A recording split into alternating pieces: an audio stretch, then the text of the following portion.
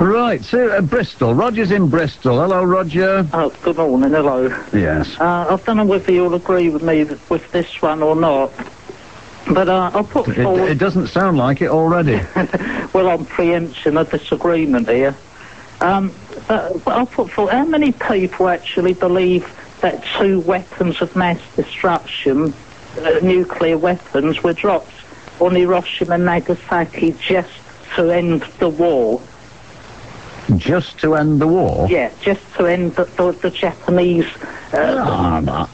most people, I would imagine. Exactly, so therefore you have already a fallacy, because the war had already ended after one had been dropped. And secondly, it was a well-known fact that the Japanese were losing and were about to surrender. It was actually to prevent the Russians and also to test them. Well, we'll never know about that. Yeah, but that's okay, you know. I mean, we'll forget that one, isn't it? No, we'll never know. Two cities... No, listen, we'll never know whether or not the Japanese were about to surrender. Well, we do know, we have documented facts. But we do... What did Emperor Hirohito say? Hang on a minute, I think we'll... Remind me to surrender first thing in the morning. And his ambassadors, so we dropped 2 great big bombs, you know, we destroyed 2 cities, flattened them totally. The repercussions are still happening now, but that's okay, you know, we'll just forget all about that because we'll never really know. Wait a minute, Roger. Who said that's okay, we'll forget all about it? I'm sorry, but you just did. You just said, oh, we'll never really know, so don't bother.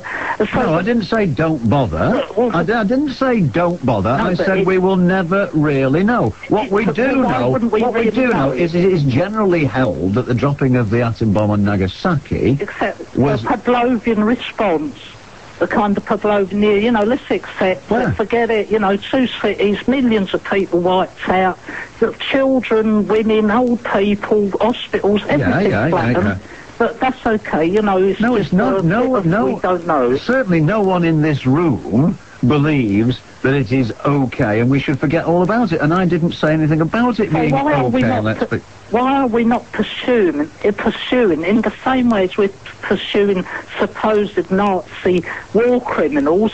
American war criminals who actually perpetrated this crime. Quite right. So what you are saying, Roger, you are saying to me, Roger, we should be pursuing the American war criminals and the British war criminals with the same vigour that we are pursuing the German and Japanese war criminals. So therefore, in that, we also knew that during Vietnam, we were conspired, or rather the British and Americans conspired with Pol Pot.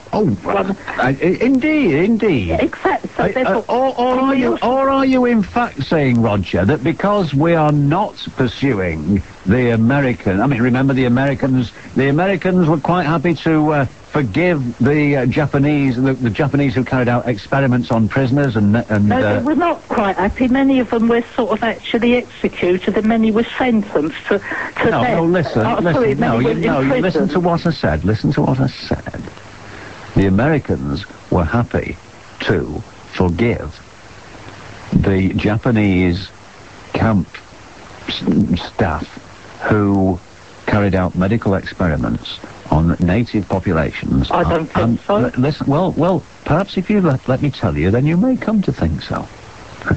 On native populations and prisoners of war, provided they were prepared to let them go, provided they could have the results of those experiments. Oh, great. So now we collaborate, you know, we're okay with one thing, but not okay on another. No, I didn't say anything about anything be okay. In actual fact, Roger, if you get any sense at all, you'd realise that I was adding strength to your argument there. Well, the point what worries me, what concerns me, is that you are saying, because we don't pursue the American and British war criminals, then we're being unfair on the Nazis. I'm not saying that at all. What I'm saying is... It seems to be heading that way, Roger. With David Irving, it is not the contents of his book which is really at dispute. What if the court case is over is that he's been discriminated ostracised and prevents him from publishing. He's not been prevented from publishing. He publishes stuff all the time. Exactly, but the point is that he's being ostracised. He's had to sort of pay out. I think he's had to sort of like had a lot of publishers turn him down. He's had a lot of difficulty, and that is what the court case is about. And the point is also no, it's not. that you have this sort of like... No, it isn't. That's at this No, point. no, the court case is not about that at all. That's just what is the theme of it, is that he's going to sort of, they're having to prove what he said is true. No, it is nothing about that. Nothing about that at all. Nothing like it. Nothing like it. It must be different from what's on the news then. Because that's the point. You're discussing the contents of the book. I think, as David Irving illustrates, two people can watch the same news and come up with completely different conclusions. Well, the whole point is that it's not the numbers. It's not the actual atrocities. It's not even the regimes. If we continue to simply single out as being what's been done to the Jews as the worst crime in the world, this negates every other kind of atrocities going. It simply diminishes any other atrocity. And what really the point is that the argument over whether the numbers are right or not is over Israel, because therefore in that, if the numbers are not right, then it won't justify the deeds of Israel. So, and that Israel having such a, a right to exist. What? Oh, I see. So how many Jews would have to be killed for Israel to have the right? The point that we should be really concentrating. How many then? Give me a number. The point is we should really... No, you feel the number isn't correct. What is the correct number? I feel that... No, come on, we could really resolve. We could have Yasser Arafat, what did I say? I feel and explain to him. We could show him, look, on 6 million. Look, Yasser, this is the arithmetic. Okay. See what I mean? You've been wrong all along, pal. Well, it's sort of like, forget everything else, any other atrocity, forget anything else, but let's just keep concentrating on 6 million. No. It's you that keeps concentrating on the 6 million. Have you ever heard me say, well, I don't think the Japanese were all that bad, in the Far East? Have I ever said that? Have I ever said that? No, I don't argue about that. But you seem to want to argue about the Holocaust. Why is that? Why is that? Well, I can simply explain it this way, that any kind of atrocity that happens, it's kind of what you said before with the nuclear bombs. Oh, well, we never know, forget it. But no, I did not say that, you numbskull. I did not say never mind that. Forget it. Well, you said, did I say that? Yes, you said we'll never know. We said we'll never properly know, so we might as well leave that. No, I did not say we might as well leave that. I said we will never know. So let's forget pursuing it. No, I did not say that. So why are we not making... I'm sorry, do you grasp the difference between somebody saying something and not saying something? So this is me saying something. Wibble, and this is me not saying something. Why do we not concentrate on... Did you spot the difference there? Why do we not concentrate on atrocities that our side has done? For instance, with the Jews, they knew that the British intelligence did know about this, but they didn't want the immigration problem.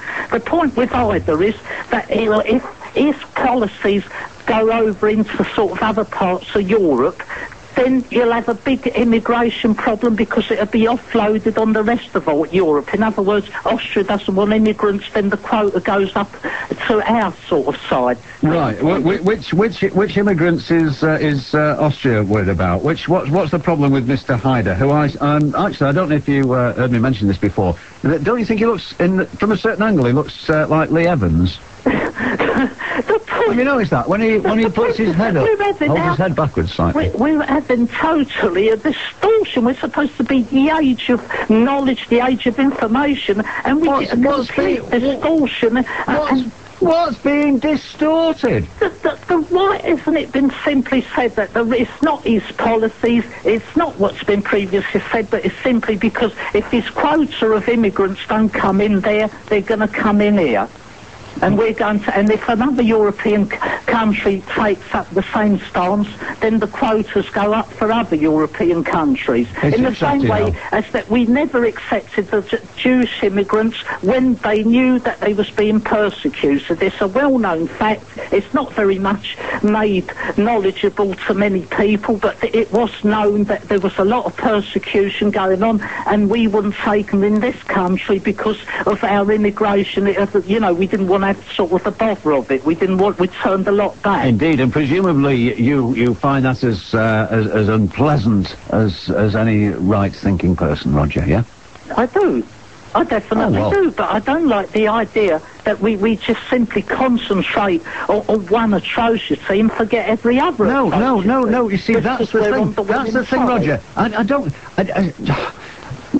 We need to hold this conversation up to a mirror, because don't you see, it is not I or people like me saying we must concentrate on the Holocaust at the expense of everything else. It is not that. It is the David Irvings of this world saying we must concentrate on the Holocaust at the expense of everything else. Of this world put forward a view, an opinion, perhaps, I don't know, a belief, whatever.